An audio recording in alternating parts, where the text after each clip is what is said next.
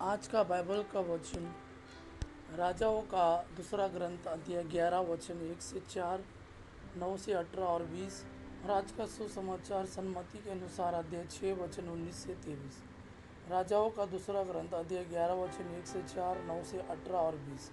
जब अहज्या की माता अतलिया ने देखा कि उसका पुत्र मर गया है तो वह समस्त राजकुल का विनाश करने लगी। परंतु राजा यहोराम की पुत्री और अहज्या की बहन योशेबा ने अहज्या के पुत्र योएश को चुपके से उन राजकुमारों से अलग कर दिया जिनकी हत्या हो रही थी, और उसे उसकी दाई के साथ शयन कक्ष में रखा। इस प्रकार वह अतल्या से छिपा रहा और बच गया। यह 6 वर्ष तक गुप्त रूप से प्रभु के मंदिर में उसके साथ रहा। वो उस समय अतल्या समस्त देश का शासन करती थी। 7वें वर्ष यहोदिया ने कोरियो के शतपतियों और अंगरक्षकों को बुला भेजा। उसने उन्हें प्रभु के मंदिर के अंदर ले जाकर उसके साथ समझौता कर लिया और शपथ दिलाकर उन्हें राजकुमार को दिखाया। शतपतियों ने याजक यहोदा के आदेश का पूरा पालन किया। प्रत्येक व्यक्ति अपने आदमियों को जो विश्राम दिवस पर पहरे से छूट गए और जो विश्राम दिवस पर पहरे पर आए थे, दोनों को लेकर याजक यहोदा के पास आया। याजक ने शतपतियों को प्रभु के मंदिर में सुरक्षित राजा दाऊद के भाले और ढालें दे दी। अंगरक्षक मंदिर के दक्षिण कोने से उत्तरी कोने तक वेदी और मंदिर के सामने हाथ में अस्त्र लिए खड़े हो गए। तब यहोयादा ने राजकुमार को बाहर लाकर उससे मुकुट और राज्य चिन्ह पहनाए और राजा के रूप में उसका अभिषेक किया। सब तालियां बजाकर चिल्ला उठते, राजा की जय। अतल्या लोगों का जयकार सुनकर प्रभु में मंदिर में लोगों के पास आई।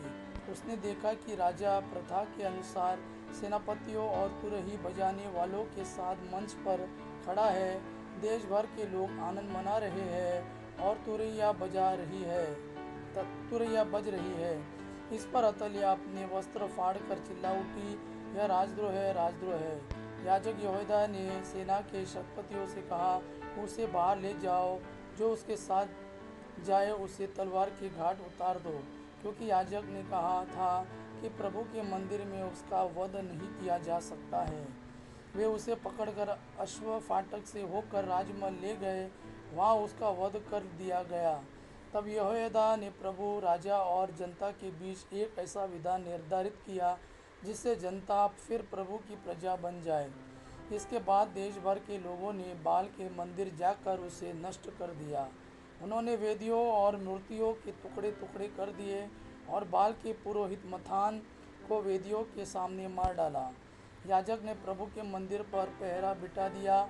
इसके बाद उसने शतपतियों, कोरियों, अंगरक्षकों और देश के सब लोगों को बुलाया और वे राजा को प्रभु के मंदिर से नीचे ले जाकर अंगरक्षकों के द्वार से होते हुए राजमहल ले गए।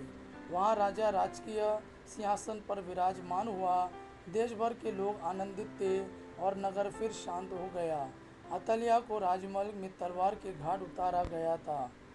आज का सुसमाचार सन्मति के अनुसार अध्याय 6 वचन 19 से 23। पृथ्वी पर अपने लिए पूंजी जमा नहीं करो, जहाँ मोर्चा लगता है, कीड़े खाते हैं और चोर सेंध लगा कर चुराते हैं। स्वर्ग में अपने लिए पूंजी जमा करो, जहाँ न तो मोर्चा लगता है, न कीड़े खाते हैं और न चोर सेंध लगा कर चुराते हैं। क्योंकि जहाँ तुम्हारी पूंजी है वही तुम्हारा हृदय भी होगा। आँख शरीर का दीपक है। यदि तुम्हारी आँख अच्छी है तो तुम्हारा सारा शरीर प्रकाशमान होगा, किंतु यदि तुम्हारी आँख बीमार है तो तुम्हारा सारा शरीर अंधकारमय होगा। इसलिए जो ज्योति तुम में है, यदि वह ही अंधकार है तो यह कितना घोर अंधकार होगा। यह प्रभु का वाणी है। प्रभु को धन्यवाद। अब्बा पिता की महिमा और पुत्र यीशु का प्रेम आप पर सदा सर्वदा बना रहे। आमीन।